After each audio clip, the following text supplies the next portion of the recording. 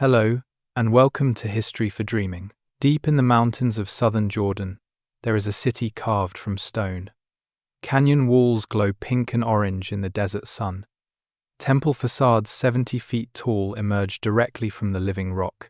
For more than 1,000 years, this place was forgotten. The carved palaces stood silent. This was Petra, the rose-red city, hidden in the wilderness. The Nabataeans who built this impossible place were desert nomads who became masters of water and stone. They controlled the incense routes that carried frankincense and myrrh across the ancient world.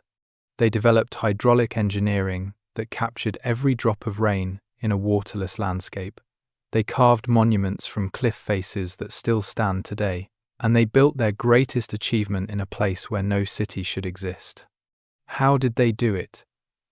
How did a people build a thriving metropolis in a canyon with no permanent water, no arable land, and surrounded by hundreds of miles of barren desert? Tonight, we will journey into the rose-red city carved from stone. We will follow the Nabataeans, from desert traders to masters of impossible engineering. We will explore the water systems that made life possible in the heart of the wilderness. We will walk through the golden age when caravans brought the wealth of Arabia to temples hewn from living rock. But before we begin, please take a moment to like the video and subscribe. It's a simple and wonderful way to support the channel, and it means a great deal to me. I'm also always curious to know where in the world and at what time you're joining me tonight. And now, settle in. Let the noise of the modern world fade away, and let us travel back to the silent canyons of ancient Arabia, where stone remembers water and wind whispers through empty tombs. The story begins not in Petra, but in the vast desert expanses of northern Arabia. The Nabataeans emerged from the nomadic tribes who moved across these waterless lands in the centuries before the Common Era. They were not city builders at first. They were wanderers. They were traders. And they were survivors who understood the desert in ways no settled people could. The desert of Arabia was not empty. It was crossed by invisible roads known only to those who traveled them. These were the incense routes, the paths along which frankincense and myrrh moved from the kingdoms of southern Arabia northward to the Mediterranean world. The Nabataeans controlled these routes. They knew where water could be found. They knew which wadis would flood during the brief rains. They knew how to navigate by stars and how to survive for weeks with minimal supplies. Frankincense and myrrh were not mere luxuries. They were currencies of devotion. They were burned in temples across the Mediterranean. They were used in burial rites. They were ingredients in medicine and perfume. The demand was insatiable. The supply came from only one place: the kingdoms of what is now Yemen and Oman, where boswellia and commiphora trees grew in isolated groves. Every ounce of these resins had to travel more than 1,000 miles overland before reaching Damascus or Gaza. The Nabataeans realized that the real profit lay not in producing the incense but in moving it. By the 4th century BC, they had transformed from simple desert guides into the monopoly controllers of the incense trade. They charged tolls. They provided protection. They maintained the water stations that made the journey possible. Any merchant who wanted to move goods from southern Arabia to the Mediterranean had to deal with the Nabataeans. This wealth from trade needed a center, a place where caravans could rest, a place where goods could be stored and exchanged, a place that was defensible and hidden from rivals. The Nabataeans found this place in the mountains of southern Jordan, in a region where deep wadis cut through sandstone cliffs, creating natural corridors and defensive positions. The location that would become Petra was chosen not despite its harshness but because of it. The site was protected by geography. The main approach wound through the Sikh, a narrow gorge more than a mile long where sheer cliffs rose on both sides. An army could not march through it in formation. A cavalry charge was impossible. A handful of defenders could hold the passage against hundreds. Inside the canyon system, the mountains formed a natural fortress. There were dozens of smaller gorges and passages, creating a labyrinth known only to the Nabataeans themselves.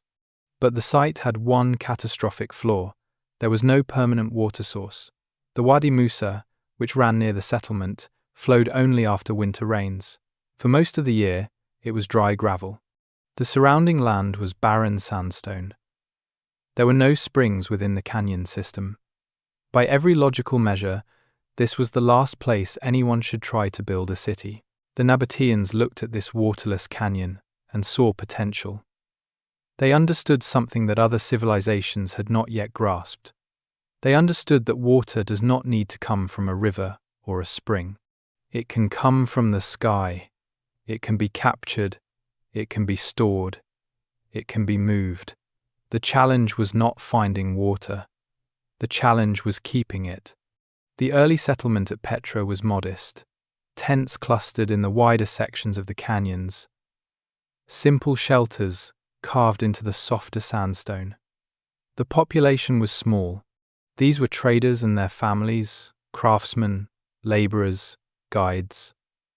They came for the seasonal caravans and stayed because the location offered protection. But as the incense trade grew, so did the need for something more permanent. By the late 4th century BC, the Nabataeans began their transformation from nomads to city builders. They did not abandon their desert knowledge. They applied it. They knew that the brief winter rains brought water flooding through the wadis with destructive force. They knew that most of this water disappeared into the gravel or evaporated in the sun. They began to imagine a system that could catch this water, tame it, and preserve it for the dry months. The first hydraulic installations at Petra were simple. Channels carved into the rock to divert water from the Wadi Musa. Cisterns dug into the sandstone to store it. These were not sophisticated works. They were experiments. The Nabataeans were learning. They were testing what the stone could do and what water would tolerate. The challenge of working with sandstone became apparent quickly. Sandstone is soft. It carves easily. But it is also porous. Water seeps through it. The early cisterns leaked. The channels eroded. The Nabataeans needed to seal the stone. They discovered that by coating the carved surfaces with a mixture of lime plaster, they could create a waterproof barrier. This plaster became the foundation of everything that followed. As the settlement grew, so did the water system. By the 3rd century BC, Petra had transformed from a seasonal camp into a permanent town. The population numbered in the thousands. Homes were no longer tents. They were carved into the cliff faces. Facades appeared. Columns and doorways cut directly from the living rock.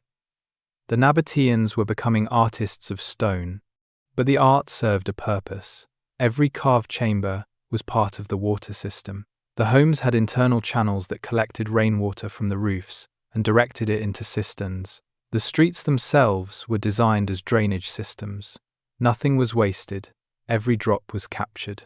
The political structure of the Nabataeans was unlike that of other kingdoms in the region. They had kings, but these kings did not rule as absolute monarchs. The Nabataean system was built on trade and commerce. Wealth came from cooperation with merchants and travelers. The early Nabataean kings understood that their power depended on maintaining the trust of those who used the incense roots. The first Nabataean king whose name survives in historical records is Aretas I, who ruled around 169 BC. Little is known of his reign except that he controlled Petra and maintained the trade monopoly. The real expansion began with his successors. By the end of the 2nd century BC, the Nabataean kingdom had expanded to control not just Petra, but vast territories, stretching from Damascus in the north to the Red Sea in the south. This expansion brought both wealth and danger. The Nabataeans now bordered the Ptolemaic kingdom of Egypt and the Seleucid kingdom to the north.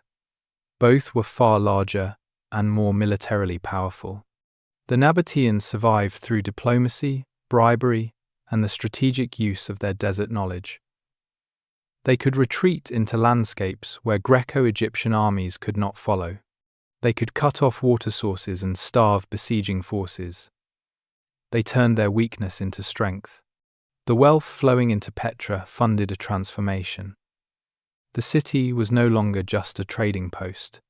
It was becoming a capital, a showplace, a declaration of Nabataean power carved into stone. The 2nd century BC saw the first of the great tomb facades appear on the cliff faces.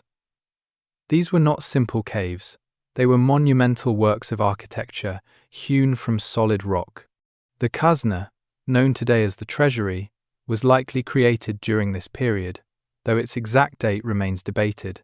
It stands at the end of the Sikh, positioned so that visitors emerging from the narrow canyon would see it framed perfectly by the rock walls. The facade rises 70 feet. 6 columns support a pediment topped with a circular tholos. Every element is carved from the cliff face itself. There is no construction. No blocks were laid. The sculptors worked from the top down, removing stone to reveal the temple within. The craftsmanship demonstrated in the Al-Khazneh reveals the sophistication of Nabataean stoneworkers. The columns are perfectly proportioned. The pediments show Greek influence mixed with local traditions. Sculptures of gods and goddesses emerge from the stone. Eagles, lions, and serpents decorate the spaces between columns. The entire facade glows with the colors of the sandstone itself, pink and orange and deep red, shifting with the angle of the sun. But the Al-Khazneh was not alone. By the 1st century BC, the cliffs surrounding Petra were covered with carved facades. The scale of this carving enterprise was unprecedented. Hundreds of facades, ranging from simple doorways to elaborate multi-story monuments, transformed the canyon walls into a gallery of stone architecture. Each facade represented years of labor, enormous expense, and sophisticated planning.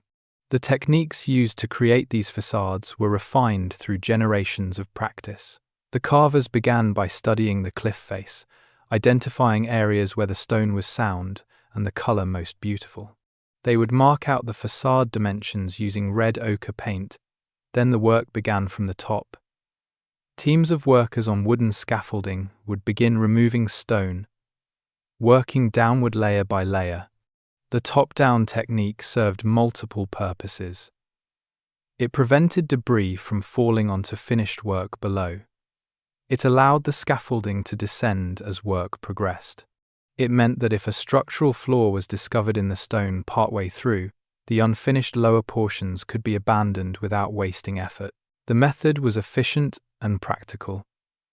Evolved through experience.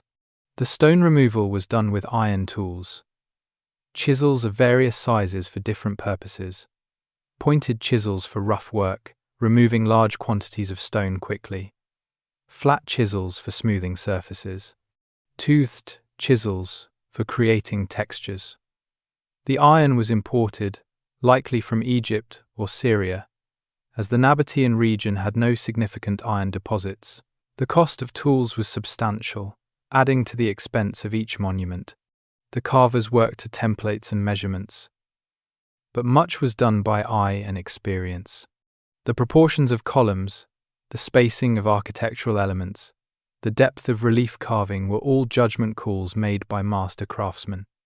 This accounts for the slight variations between facades. Each has its own character, its own relationship between light and shadow, its own way of catching the changing colors of the sandstone. The urn tomb stands as one of the masterpieces of Nabataean carving. The facade features 4 massive columns, each more than 40 feet tall, carved from the living rock. The space between the columns creates deep shadows, making the entrance appear as a dark void during most of the day. Above the columns, a triangular pediment rises another 20 feet. The entire composition is crowned by a carved urn, which gives the tomb its modern name.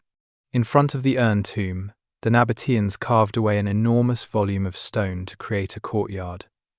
This courtyard is not a small forecourt but a vast space, more than 100 feet wide and 60 feet deep. The walls of the courtyard were carved to create 3 levels of colonnaded galleries. The effect is that of an amphitheatre carved from solid rock. The courtyard could accommodate hundreds of people during funeral ceremonies or commemorative gatherings.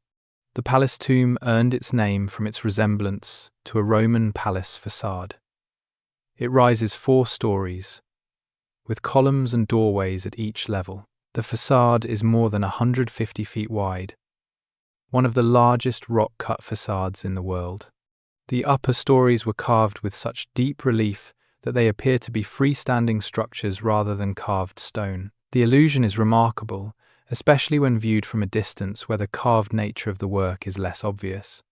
The silk tomb, named for the rippling colors in its sandstone, demonstrates the Nabataean sensitivity to the natural beauty of the stone itself. The facade is relatively simple in architectural terms, but the stone displays extraordinary color variation. Stripes of pink, yellow, red, and cream flow through the rock in patterns created by millions of years of geological processes. The carvers positioned the facade to maximize the visual impact of these natural colors. The Corinthian tomb shows the most direct Greek influence of any facade in Petra. The architectural vocabulary is purely Hellenistic, with elaborate Corinthian capitals, complex entablatures, and a 2-story composition that could have been lifted from a temple in Athens or Alexandria. Yet the execution is pure Nabataean. The carving technique, the integration with the cliff face, the use of the stone's natural colors, all mark this as a product of Petra's unique artistic tradition. Inside these monuments, the spaces reveal equal care. The main chambers were carved to create impressive interior volumes. Some chambers are 40 or 50 feet long, with ceilings 20 feet high. The walls were carved smooth and often covered with plaster. This plaster was then painted with decorative schemes. Geometric patterns were most common. Borders of repeating motifs framed doorways and niches. In some tombs, figurative scenes were painted, though most have weathered away. The floor surfaces were also finished with care. Some were left as carved stone, smoothed to create level surfaces.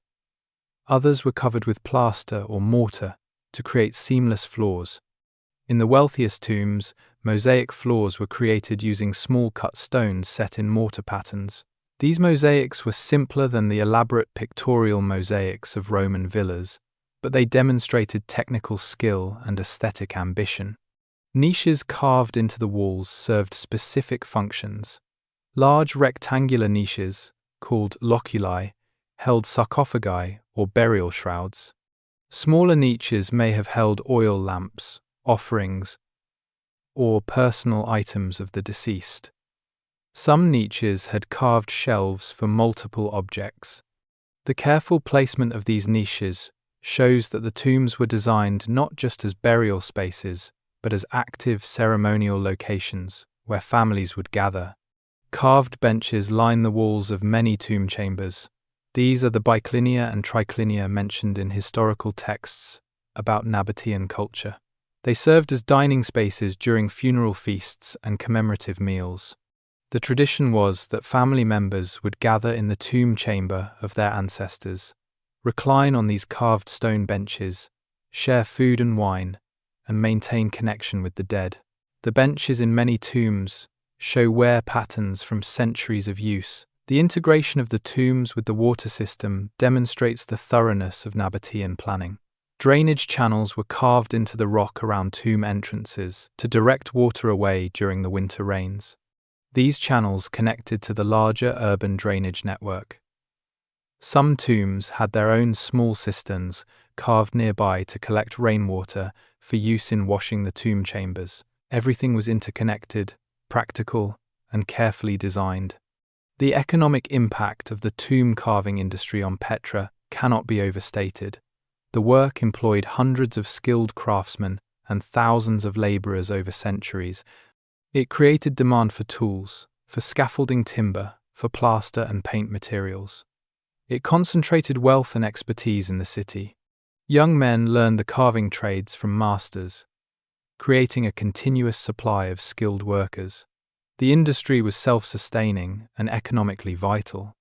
The social meaning of the tombs evolved over time. They began as family burial places, private monuments for specific lineages, but they became public statements of Nabataean identity. Visitors approaching Petra would see the cliff faces covered in carved facades and understand immediately that this was a civilization of great sophistication and resources. The tombs were propaganda carved in stone, declaring Nabataean power to anyone who entered the valley. The religious dimensions of the tombs went beyond simply housing the dead. In Nabataean belief, the boundary between the living and the dead was permeable. The dead were not gone. They inhabited their tombs. They maintained awareness of the living. They could intercede with the gods on behalf of their descendants. The tombs were not endings, but transformations. The carved facades were portals between the worlds of the living and the divine. This belief system meant that maintaining the tombs was a religious obligation. Families were responsible for keeping the tombs clean, for making regular offerings, for ensuring that the facades remained visible and impressive. The tombs that stand today are survivors of centuries of maintenance by families who no longer exist. The facades that have weathered away were those whose families died out or became too impoverished to maintain them. The golden age of Petra depended absolutely on water. As the population grew to perhaps 20,000 or more, the seasonal rains were no longer sufficient. The demand increased with every passing year. More people needed drinking water. More animals needed watering. Gardens required irrigation. Public baths consumed vast quantities. The temple complexes needed water for ritual purification. The challenge facing the Nabataean engineers was unprecedented in scale and complexity. The Nabataeans built a hydraulic system that remains one of the great engineering achievements of the ancient world. This was not a simple aqueduct bringing water from a distant source. This was not a basic collection of cisterns to catch rainwater. This was a comprehensive network designed to capture, store, move, and distribute water across an entire city, built in canyons and on cliffsides. It was a system that had to function in a place where temperatures could exceed 100 degrees Fahrenheit in summer and where rainfall came in brief, violent storms that could flood the wadis in minutes. The engineers who designed this system understood principles that would not be codified in European engineering texts for more than 1,000 years. They understood hydraulic pressure and how to control it. They understood that water flowing downhill accelerates and that ceramic pipes have limits before they burst. They understood that settling sediment requires still water and that moving water requires careful gradient control. They understood that different uses required different water qualities and that the system needed to separate these flows. The system began in the mountains above Petra. The Nabataeans identified every spring and every seasonal stream within a radius of several miles. They carved channels to intercept this water. These channels were not straight. They followed the contours of the landscape, maintaining a constant, gentle slope to keep water moving without eroding the channel itself. The main water channel that brought water into Petra from the spring at Ain Musa was a masterwork of precision. The channel was carved into the cliff face along the outer edge of the Sikh. For more than a mile, it maintained a gradient of less than 1 degree. This gradient was not arbitrary. It was calculated so that water would flow steadily but slowly, preventing erosion and allowing time for sediment to settle in periodic catch basins. The calculation of this gradient required sophisticated understanding. Too steep, and the water would flow too fast, eroding the channel and creating turbulence that kept sediment suspended. Too gentle, and the water would stagnate, allowing algae growth and creating dead zones where water quality deteriorated. The Nabataean engineers found the precise balance. Water entering at Ain Musa would take approximately 3 hours to reach the city centre, flowing at a pace that maintained clarity while preventing stagnation. The channel was not exposed to the elements along its entire length. At regular intervals, the Nabataeans carved tunnels through sections of cliff where the passage was unstable, or where they wanted to protect the water from evaporation and contamination. These tunnels were hand-cut through solid sandstone. Workers would have used iron chisels and hammers, working in teams, advancing perhaps a few inches per day through the hard stone. The tunnel sections demonstrate precision that seems impossible for hand tools. The tunnels maintained the same gradient as the open channel sections. They met at proper angles where channels converged. Most remarkably, when tunnels were cut from both ends to meet in the middle, the alignment was accurate to within inches. This suggests the Nabataeans used surveying techniques, likely involving sighting tubes and level instruments, though no examples of such tools have been found. Where the channel crossed open ground or descended steep sections, the Nabataeans built ceramic pipe systems. These pipes were not simple tubes. They were engineered components, designed for specific pressure ranges and flow rates. Each pipe segment was approximately 2 feet long, formed from local clay mixed with crushed limestone to increase strength. The clay was shaped on a potter's wheel to create uniform wall thickness, then fired in kilns to temperatures exceeding 900 degrees Celsius. The pipe segments were tapered. One end had a larger diameter than the other.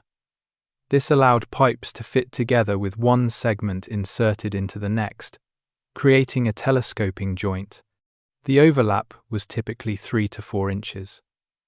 The design served multiple purposes. It allowed for slight misalignment during installation without breaking the seal. It permitted thermal expansion and contraction. It created natural pressure breaks that prevented the buildup of destructive forces. The joints between pipe segments were sealed with a specialized mortar. The Nabataeans developed a hydraulic mortar that would set even underwater. The formula included lime, volcanic ash, imported from volcanic regions to the north, and crushed ceramic powder.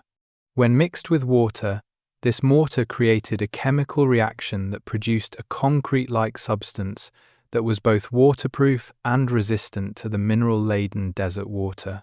The pipe network included sophisticated pressure regulation systems.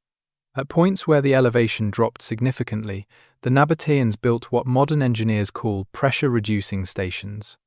These were essentially large tanks where pressurized water would enter, rise to the surface, and then exit through an outlet positioned lower than the inlet but higher than the incoming pipe.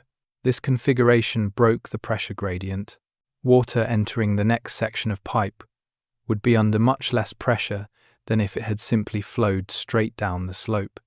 These pressure-reducing tanks served additional functions. They acted as settling basins where sediment would drop out of the water column. They provided access points for maintenance where workers could enter the system to clear blockages or repair damage.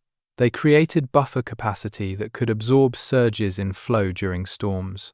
The tanks were typically 10 to 15 feet deep and carved directly into bedrock to prevent leakage.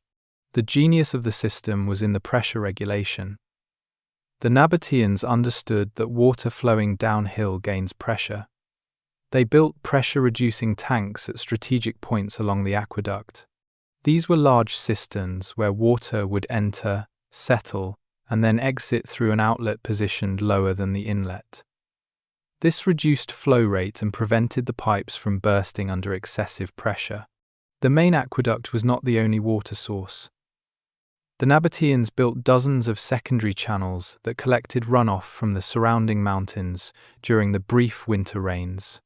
These channels fed into a network of cisterns carved into the bedrock throughout the city.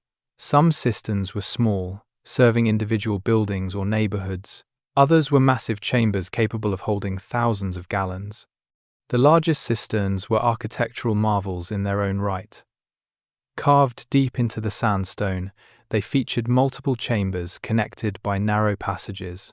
The design was the result of generations of experimentation and refinement. The Nabataeans had learned through trial and error what worked and what failed in the challenging environment of Petra. The chamber design served several crucial purposes.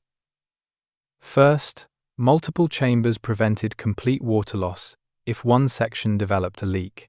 The sandstone, despite plastering, could develop cracks from ground settling or earthquakes. If a single chamber cistern cracked, all water would drain. With multiple chambers, only the damaged section would empty. The remaining chambers would continue to function. Second, the narrow connecting passages slowed water flow between chambers. This created a cascading effect. Water entering the first chamber from the collection channels would arrive carrying sediment from the mountain slopes. In the first chamber, with flow reduced almost to nothing, heavy particles would settle to the bottom. Water passing through the narrow opening to the second chamber would be cleaner. The second chamber would catch finer sediment. By the third or fourth chamber, the water was remarkably clear. Third, the separation kept the water cool even during the brutal summer heat. The cisterns were carved deep into the mountain, where the rock temperature remained relatively constant year-round. The multiple chambers created thermal mass. Even if the first chamber warmed slightly from water entering during the day, the subsequent chambers maintained lower temperatures. People drawing water from the final chambers in the system would access the coolest, cleanest water available. The interior surfaces of the cisterns were coated with multiple layers of lime plaster. This plaster was not applied all at once. The process was methodical and time-consuming. Workers would apply a first coat and allow it to cure for several days. Then a second coat would be applied, this one with finer particles to create a smoother surface. A third coat might follow for the largest cisterns. The result was a waterproof seal that could last for decades. Modern archaeologists have found cisterns at Petra that still hold water after more than 2,000 years. The plaster remains intact in many chambers. Chemical analysis of the plaster reveals its sophisticated composition. The lime was burned at precise temperatures to achieve optimal hydraulic properties. The aggregate included fine sand carefully graded to eliminate particles that might compromise the seal. Small amounts of crushed pottery provided pozzolanic properties that improved underwater curing and strength. The ceiling design of the cisterns shows equal sophistication. The Nabataeans carved, domed, or barrel-vaulted ceilings rather than flat ones. This served structural purposes, distributing the weight of the overlying rock more effectively. It also served hydrological purposes. Condensation would form on the ceiling during temperature fluctuations. The curved shape directed this condensation to the walls rather than letting it drip back into the water, which would have increased bacterial growth. Access to the cisterns was carefully controlled. The largest cisterns had multiple access points. Primary openings at ground level allowed workers to enter for maintenance. These openings could be sealed with stone covers during normal operation. Secondary openings higher on the cliff face provided emergency access if the main entrance was blocked. Smaller access holes in the ceiling allowed for drawing water without entering the chamber, using ropes and buckets. The distribution of cisterns throughout the city followed a logical pattern.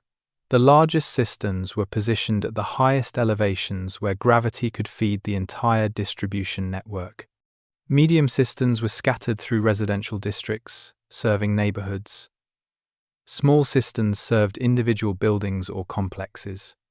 The total storage capacity of the Petra cistern system has been estimated at more than 12 million gallons, enough to sustain the city through months of drought. The construction of these cisterns required immense labor. A single large cistern might take a team of workers an entire year to excavate and plaster. The excavation was done with hand tools. Workers would chisel away the sandstone, removing debris in baskets. The work was done in shifts, with fresh air pumped into the developing chamber using simple bellows. Oil lamps provided light, their smoke adding to the difficulty of breathing in the confined space. The cultural significance of the cisterns extended beyond their practical function. Water in the desert held spiritual meaning. The cisterns were not just engineering works, they were sacred spaces. Inscriptions found near cistern openings invoke Dushara and other gods. Rituals of purification were performed at cistern sites before major festivals.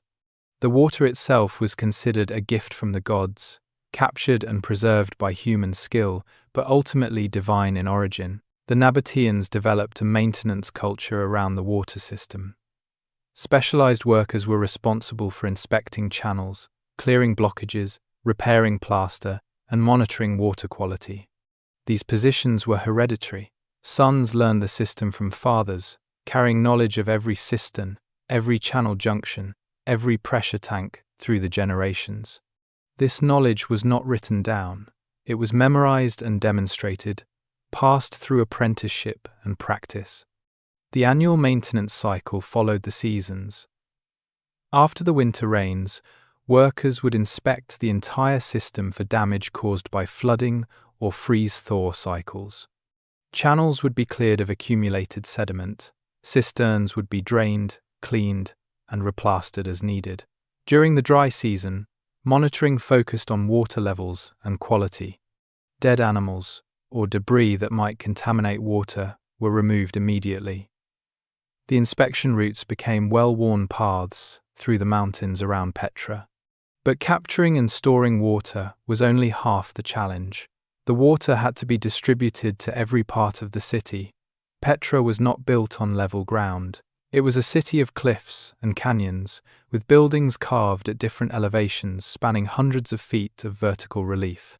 The Nabataeans built a distribution system that used gravity and pressure to move water to every neighborhood, every temple, every home. The main distribution lines were ceramic pipes similar to those in the aqueduct system, but sized for different purposes. The primary mains were larger diameter pipes, perhaps 8 to 10 inches across, designed to carry high volumes at relatively low pressure. These ran from the central cisterns to the major distribution nodes.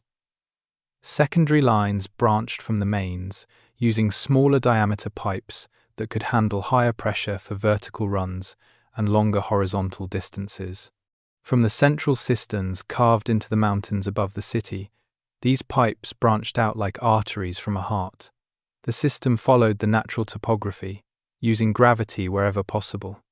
Where water needed to flow upward to reach a higher building or district, the Nabataeans employed what modern engineers call an inverted siphon. Water would flow down from a cistern at high elevation, cross a low-lying area in pipes, and then rise up the far side to a cistern or building at slightly lower elevation than the source. The physics of the inverted siphon were well understood by the Nabataeans, even if they lacked our modern terminology. Water seeks its own level.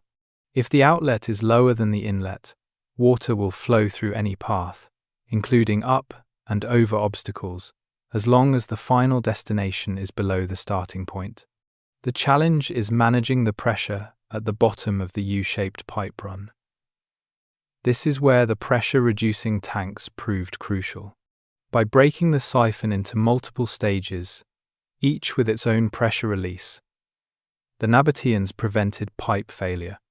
The distribution network included numerous branch points where pipes split to serve different areas. These junctions were not simple T-fittings. The Nabataeans crafted specialized ceramic junction boxes where multiple pipes could connect. The boxes had removable covers, allowing access for maintenance. Inside, the connections were carefully sealed with hydraulic mortar. The box design prevented pressure surges in one branch from affecting other branches, maintaining stable flow throughout the system. Secondary cisterns were positioned at strategic points in the distribution network. These were smaller than the main storage cisterns but served crucial functions. They provided buffer capacity that smoothed out variations in demand. During low-use periods, the secondary cisterns would fill. Few truss and not walls. The few truss cisterns would fill, and not wells, and not well view truss, and not well view truss. During high-use periods, they would drain, maintaining pressure in the distribution pipes, even when instantaneous demand exceeded the flow rate from the main cisterns. The system was self-regulating through these buffers.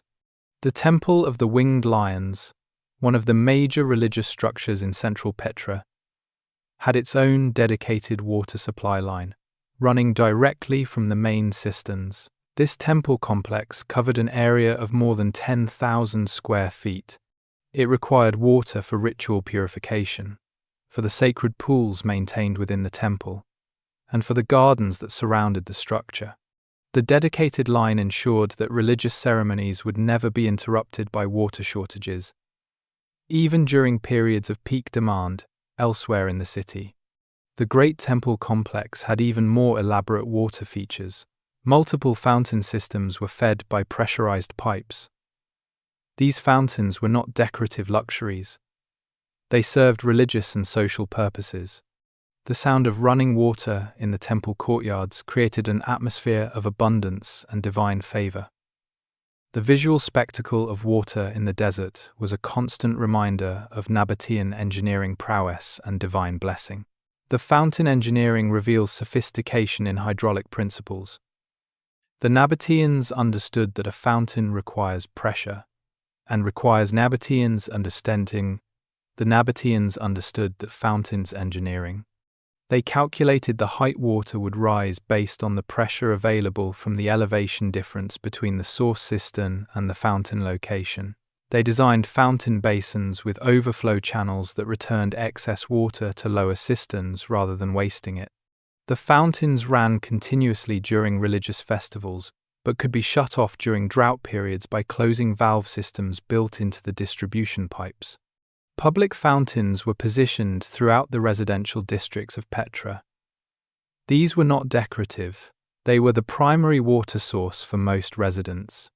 The average family did not have piped water running into their home, though the wealthiest families and royal structures did. Most people collected water daily from the nearest public fountain. The fountains were designed to prevent waste and to serve multiple purposes simultaneously. The typical public fountain in Petra featured a series of basins at different levels. Water entered at the highest basin, which was maintained at a constant level by an overflow system. This basin was reserved for human consumption. People would fill their jars and water skins from this cleanest source. The overflow from the first basin flowed into a second basin, positioned slightly lower. The second basin was where animals would drink. Camels, donkeys, and goats were brought to the fountains in the morning and evening. The basin was sized to allow multiple animals to drink simultaneously without crowding. The water in this basin was still clean, but had absorbed some warmth from exposure and had mixed with water that had been in the basin for hours rather than minutes. For animals, this water was perfectly adequate. The overflow from the animal basin flowed to a third level. This lowest basin collected water for utilitarian purposes. People would wash clothes here. Craftsmen would draw water for pottery making or leather working. The water was used to wash down street surfaces.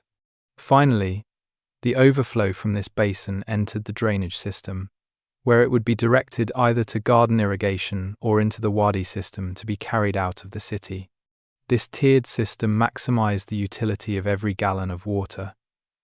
A single stream entering at the top would serve drinking, animal needs, washing, and irrigation before finally leaving the system. The design prevented contamination from moving upstream. There was no way for water from the animal basin to flow back into the drinking basin. The physics of gravity ensured proper separation. The fountain locations were chosen with care. They were positioned at major intersections where multiple streets met. They were placed in the centers of residential plazas. They were built near the market areas where caravans would congregate. The spacing was calculated so that no home in Petra was more than a 3-minute walk from a fountain. This distance was tested. A 3-minute walk with an empty water jar. Fill the jar. 3 minutes return. 6 minutes total. This was considered the maximum acceptable burden for daily water collection. The visual design of the fountains served social and political purposes. The fountain structures were carved from stone, often integrated into the cliff faces or built as freestanding monuments in the plazas. They featured decorative elements, inscriptions praising the kings who had built or maintained the water system, and religious symbols invoking the protection of Dushara over the precious water. The fountains were statements of Nabataean identity and pride. In the wealthiest homes and in the royal palace, water was piped directly to interior rooms. These structures had private bathing facilities, interior courtyards with their own fountains, and in some cases, rudimentary toilets that used water to flush waste into sewage channels. The presence of piped water in a home was a mark of high status. It separated the aristocracy from the common people. It demonstrated favor from the king, as connections to the distribution network required official permission. The royal palace in Petra, though its exact location remains debated among archaeologists, certainly had the most elaborate water features in the city. Historical accounts from neighboring kingdoms describe Petra's palace as having pools, multiple fountains, and garden areas that seemed impossibly lush. These features required enormous quantities of water. The royal complex must have had dedicated cisterns and distribution lines, ensuring constant supply regardless of conditions elsewhere in the city. The Nabataeans did not neglect drainage. A city with an extensive water collection system needs an equally sophisticated drainage system to prevent flooding during the winter rains. Every street in Petra was designed with a slight slope. Channels were carved along the edges to carry runoff. These channels fed into larger conduits that directed water out of the city or into dedicated flood control cisterns. The Wadi Musa itself posed a significant danger. During the winter storms, the dry riverbed could transform into a raging torrent within minutes. The Nabataeans built a dam upstream from the city. This dam did not completely block the wadi. Instead, it featured multiple outlets at different heights. During normal flow, water passed through the lower outlets and into channels that directed it to cisterns. During heavy flow, the upper outlets opened, releasing excess water past the city in a controlled manner. The sophistication of the hydraulic system allowed Petra to support a population far beyond what the natural environment could sustain. Estimates suggest that at its height, Petra was home to more than 20,000 people. The city had public baths. It had gardens. It had fountains that ran year-round. In the middle of a desert, where rainfall measured less than 6 inches per year, the Nabataeans had created an oasis through engineering alone. This mastery of water translated directly into political and economic power. Control of Petra meant control of the incense routes. Control of water in the desert meant control of who could travel and who could not. The Nabataean kings of the 1st century BC ruled a kingdom that stretched from the borders of Egypt to Damascus, from the Mediterranean coast to the desert interior. The reign of Aretas III, who ruled from approximately 85 BC to 62 BC, marked the pinnacle of Nabataean power. Aretas expanded the kingdom to its greatest extent. He allied with Rome when convenient and defied Rome when necessary. He understood that the Nabataeans could not match Roman military might, but they did not need to. They needed only to control the resources that Rome wanted. The incense trade made Aretas one of the wealthiest rulers in the region. The wealth was visible in Petra itself. The 1st century BC saw an explosion of monumental construction. The great temple complexes rose in the city centre. The Qasr al-Bint, a massive freestanding temple, was built during this period. Unlike the carved facades, this was conventional architecture. Stone blocks were quarried, shaped, and assembled. The temple stood over 70 feet tall and was covered in carved decoration and coloured plaster, but the carved architecture continued to dominate. The royal tombs along the cliff face grew larger and more elaborate. The palace tomb featured a facade more than 150 feet wide with multiple stories and dozens of carved chambers.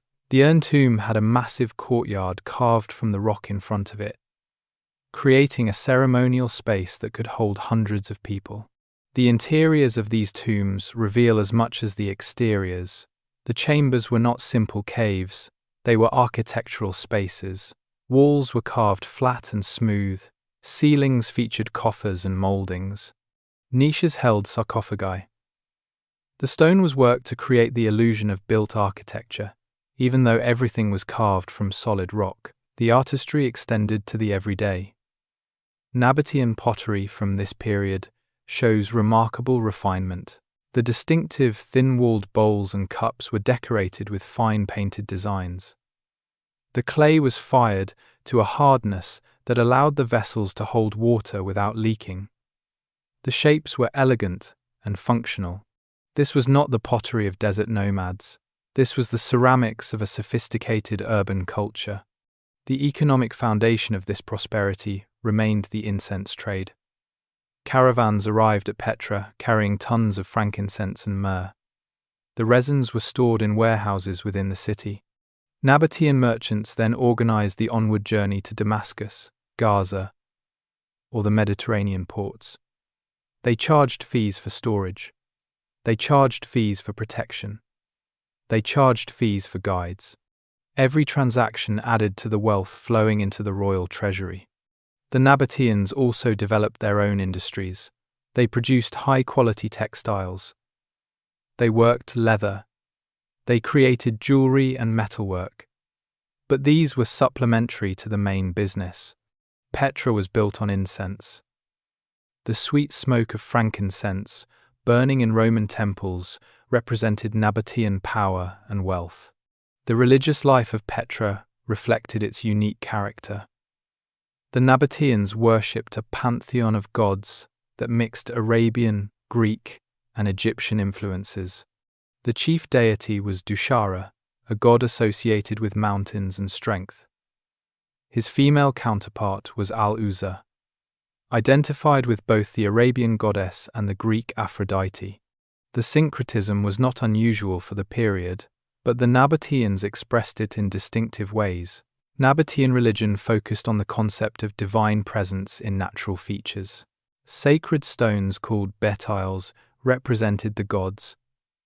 These were not elaborate idols, they were simple rectangular stones, sometimes carved with features, but often left smooth. The betile was the god, not just a representation. Worshippers would pour libations over these stones and offer sacrifices before them. The high places scattered throughout the mountains around Petra were the primary religious sites. These were elevated platforms carved from the rock, often at the summit of a cliff or mountain. Ceremonies performed at these sites placed worshippers literally above the city, closer to the sky, in direct contact with the stone of the mountains. The most elaborate of these high places was on the summit of Jebel al-Madba, the mountain of the altar, which rose directly above the city center. The path to the summit was carved as a ceremonial route, with steps, niches, and inscriptions. At the top, the Nabataeans had carved a large platform, a sacrificial altar, and water channels to wash away the blood of offerings. The symbolism was clear. The priests stood on the mountain. The stone was Dushara. The city below was protected by the god. The synthesis of cultures in Petra created something unique. The architecture showed Greek influence in the columns and pediments, but the execution was purely Nabataean. The pottery borrowed forms from Mediterranean traditions, but developed its own decorative language. The religion acknowledged outside gods while maintaining Arabian traditions. Petra was both connected to the larger Hellenistic world and apart from it. The prosperity of Petra attracted attention from the most powerful force in the Mediterranean world. Rome had been expanding eastward for more than a century. By the middle of the 1st century BC, Roman legions had conquered Greece, Asia Minor, and Syria. The Nabataean kingdom was surrounded.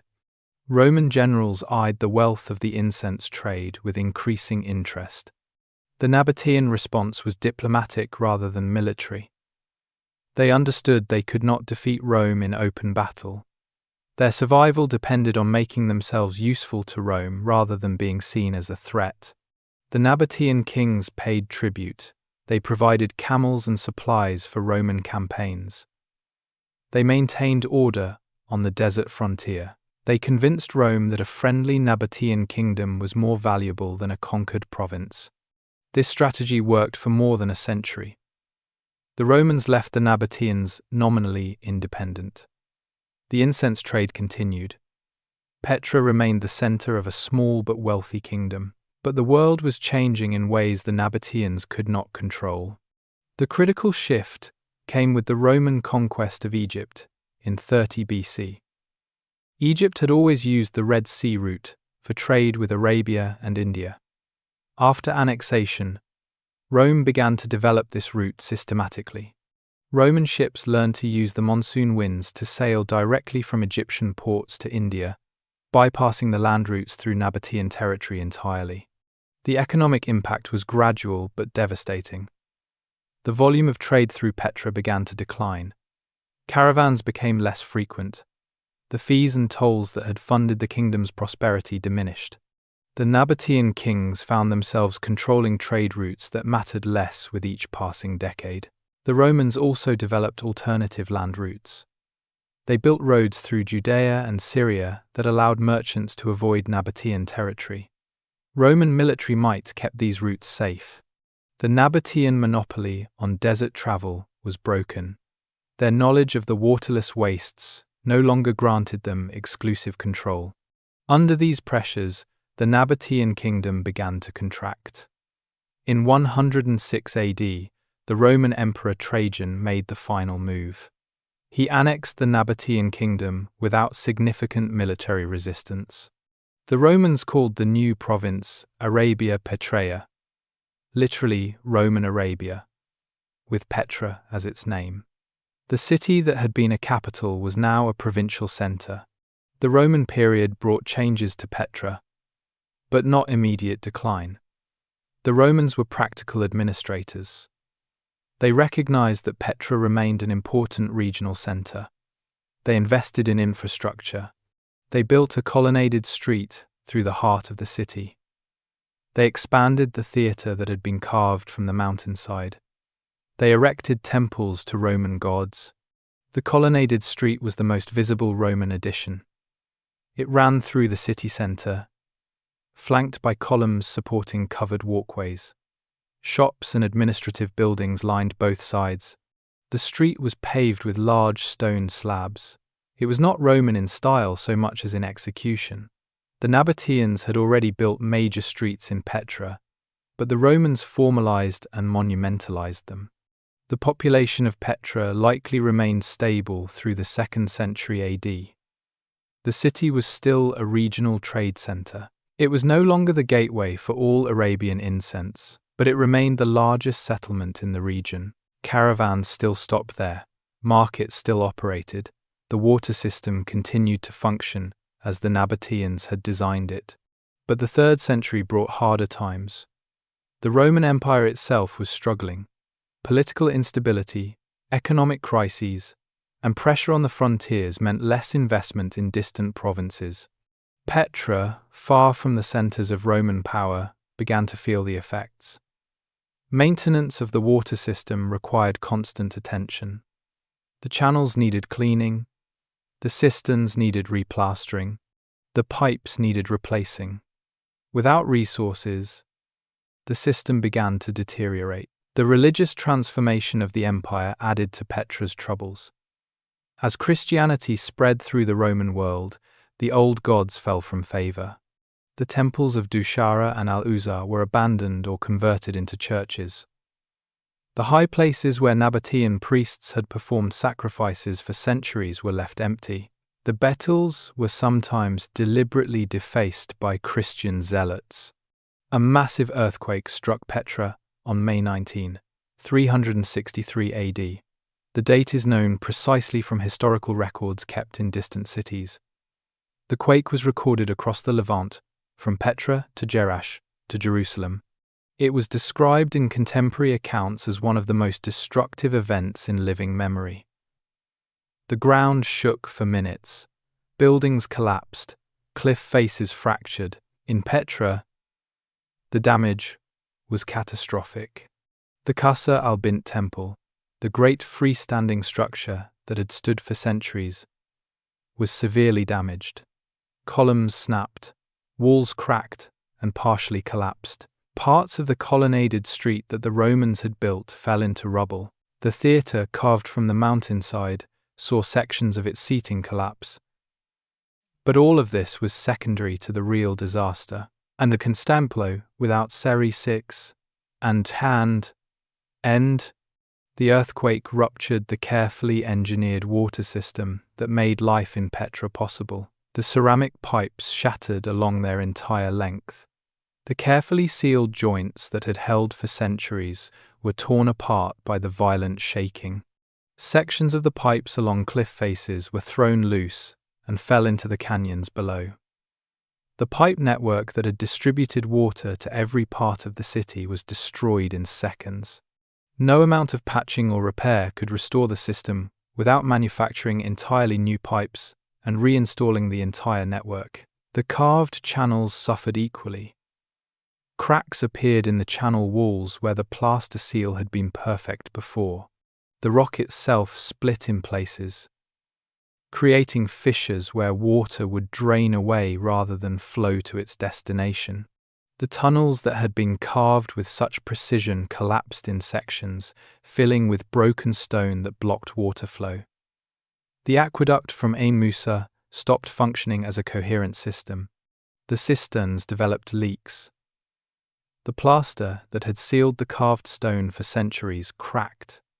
Water that should have been stored began to seep through the rock, draining into the ground. The cisterns that had held millions of gallons of reserve capacity became unreliable. Some chambers drained completely, others held water but at much reduced capacity. The buffer that had allowed Petra to weather dry seasons was gone. The damage to the distribution network was total. Even if water could be brought to the central cisterns, it could not be distributed to the city. The secondary cisterns had cracked. The fountain systems lost pressure as pipes failed. The network of gravity-fed channels that had moved water to every neighborhood was broken. The engineering triumph that had sustained Petra for 6 centuries was destroyed in minutes of violent shaking. The citizens of Petra faced an impossible situation. They could see the damage. They understood that the water system had failed. The question was whether it could be repaired. The optimists argued that the Nabataean engineers had built the system and Nabataean engineers could rebuild it. The pessimists understood that the knowledge of how the system worked had been fading for generations. The Romans had maintained the system but had not expanded or significantly modified it. The deep understanding of hydraulic principles that the original designers possessed had not been fully transmitted to later generations. Some repairs were attempted. Archaeological evidence shows that parts of the system were patched in the decades after the earthquake. Broken pipes were replaced with simpler earthenware channels. Cisterns were replastered, though the work was cruder than the original. Attempts were made to clear collapsed tunnels and re-establish flow in the main channels. But these efforts were band-aids on a system that required comprehensive reconstruction. The repairs were inadequate for multiple reasons. First, the resources were not available. The Roman Empire in the late 4th century was in crisis. Money and materials that might have funded reconstruction were needed elsewhere. Second, the technical expertise was lacking. The craftsmanship that had created the original system could not be replicated. Third, the political will was absent. Petra was no longer the wealthy capital of a powerful kingdom. It was a provincial backwater, with limited significance to imperial authorities. The population began to decline immediately after the earthquake. Without reliable water, the city could not support 20,000 people. Families left for cities with better prospects. The wealthy departed first, taking their resources with them. Merchants relocated to Damascus or other trade centers. The skilled craftsmen who had maintained the carved monuments and the water system found work elsewhere. Within a generation, Petra's population had been cut in half. The process was gradual but inexorable. Each family that left weakened the city further. The tax base shrunk, reducing resources for maintenance and repair. The market contracted, making Petra less attractive as a trade stop. The religious institutions lost congregations and funding. The death spiral, once begun, could not be reversed. Petra was dying not from a single catastrophic blow but from 1,000 small cuts of declining population and resources. By the 5th century, Petra was no longer a city. It was a town, then a village. The grand monuments stood empty. The carved facades looked down on abandoned streets. The cisterns held stagnant water or were dry. The channels carried only occasional runoff from storms. The place that had been the rose-red city was becoming a ghost town. The Byzantine period saw a small Christian community maintain a presence in Petra. They built churches using stone from the abandoned buildings. The urn tomb was converted into a church. A small monastery operated on the heights above the city. But this was a shadow of what Petra had been. The population numbered in the hundreds, not the thousands. The Islamic conquest of the region in the 7th century AD brought final abandonment. The Muslims established new centers of power and trade. Petra had no strategic value. The water system was ruins. The buildings were empty shells. The Bedouin tribes moved into the area, using some of the carved chambers as seasonal shelters. But there was no permanent settlement. For more than 1,000 years, Petra was forgotten by the outside world. The Bedouin knew of it. They called it Wadi Musa, the Valley of Moses. They told stories of treasures hidden in the rock.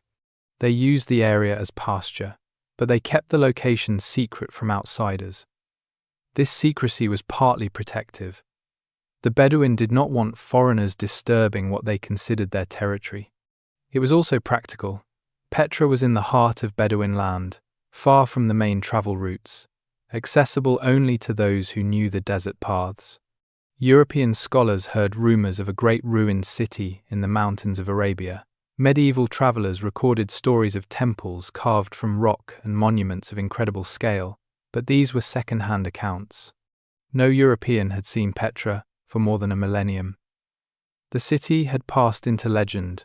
Johann Ludwig Burckhardt was a Swiss explorer working for the Association for Promoting the Discovery of the Interior Parts of Africa.